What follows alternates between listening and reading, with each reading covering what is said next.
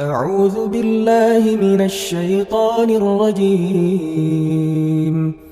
بسم الله الرحمن الرحيم.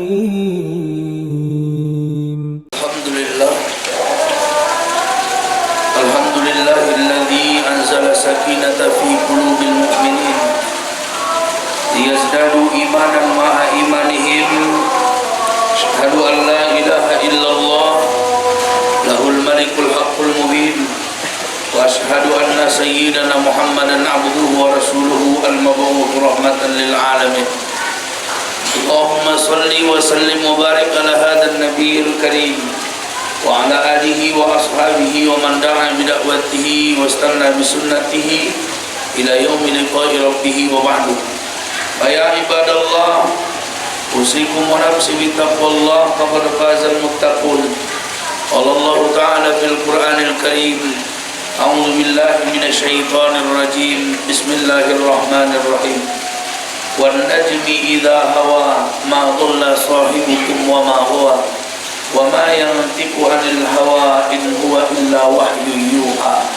صدق الله العظيم وصدق رسوله النبي الكريم، ونحن على ذلك من الشاهدين والشاكرين والحمد لله رب العالمين.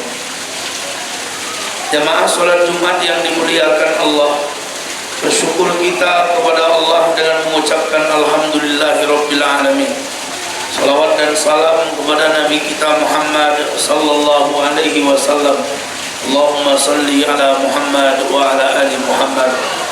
Pada kesempatan yang mulia ini, khotib mengajak kepada diri khotib sendiri dan umumnya kepada kita semua, marilah kita tingkatkan ketakwaan kita kepada Allah Subhanahu wa taala dengan menjalankan apa yang Allah perintahkan kepada kita dan menjauhi apa-apa yang dilarang oleh Allah Subhanahu wa taala. Jamaah salat Jumat yang dimuliakan Allah, salah satu mukjizat yang sangat besar yang dimiliki Nabi sallallahu alaihi wasallam adalah ketika Allah memperjalankannya pada peristiwa Isra dan Mi'raj. Perjalanan ini sampai hari ini perjalanan yang tidak bisa diterima oleh akal. Karena kita tahu bahwa dalam perjalanan Mi'raj itu Nabi naik ke langit, bahkan berada pada langit yang tertinggi. Padahal kata ilmuwan bahwa ketika kita melihat bintang di malam hari, maka bintang yang kita lihat itu bukanlah bintang yang bersinar di malam yang sama, tapi bintang yang paling terang yang kita pandang di malam hari itu adalah bintang yang paling dekat dengan bumi.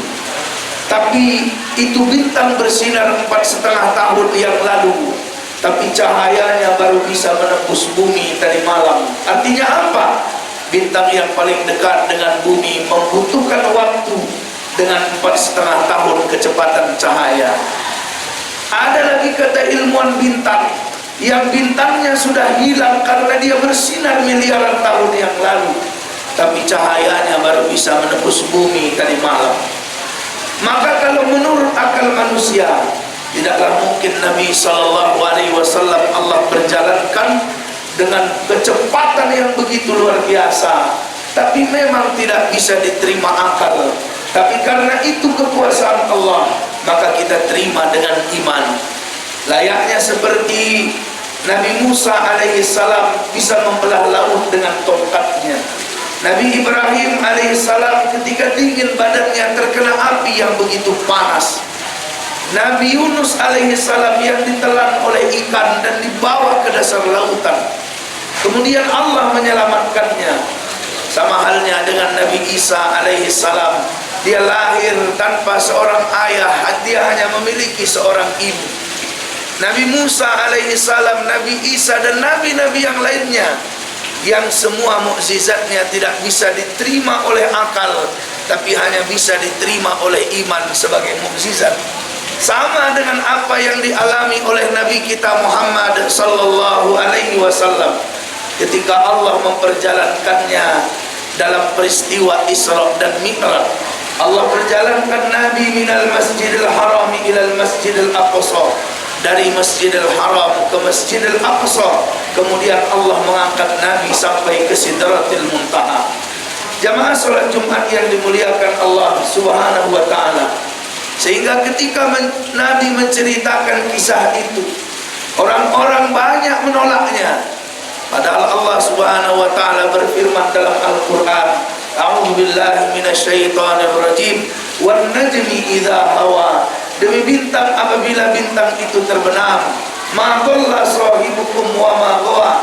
Nabi Muhammad sallallahu alaihi wasallam yang sahabat orang-orang Quraisy di masa itu tidaklah tersesat dan tidak pula keliru.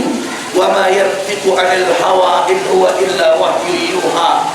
Apapun yang diucapkannya, apapun yang disampaikannya bukan berasal dari hawa nafsunya, tapi wahyu yang diwahyukan Allah kepadanya. Jamaah salat Jumat yang dimuliakan Allah Subhanahu wa taala, di dalam hadis yang diriwayatkan oleh Imam Al-Bukhari, hadis ini begitu panjang. Kemudian hadisnya disarah oleh Imam Ibnu Hajar Al-Asqalani dalam kitabnya Fathul Bari Bisari Sahih Al-Bukhari. Ternyata Nabi ketika sampai di langit bertemu dengan para nabi dan rasul tertentu. Wa qilal hikmatu fil ittisari ala haula'il madhkurin lil isyarati ila ma sayaqulu sallallahu alaihi wasallam ma'a qaumihi min nadhiri ma waqa'a li kullin minhum.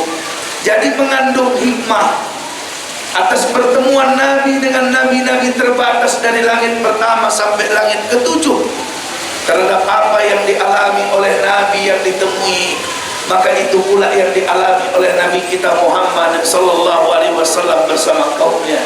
Fa'amma Adam fa waqa'a tanbihu bima waqa'a lahu minal khuruji minal jannati ilal ardi bima sayaqulu lin Nabi sallallahu alaihi wasallam minal hijrati ilal Madinah.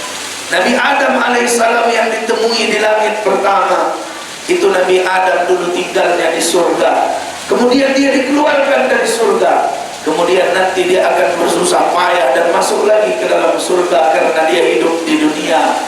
Maka jemaah sekalian, itu pun akan dialami oleh Nabi sallallahu alaihi wasallam. Nabi kita pun tidak akan bertahan di Mekah, tempat yang sangat nyaman baginya, tapi dia akan keluar dari kota Mekah dan hijrah ke Madinah. Artinya apa? Dalam hidup ini tentu ada ujian yang Allah berikan kepada kita. Bukan seberapa besar ujian itu diberikan Allah, tapi seberapa lapang hati kita menerima ujian itu. Setiap ujian yang datang pada kita akan mengangkat derajat kita di sisi Allah Subhanahu wa ta'ala. Nabi bertemu dengan Nabi Isa, Nabi Yahya alaihi salam. Ini dua-dua nabi yang begitu dekat dengan ayat-ayat Allah.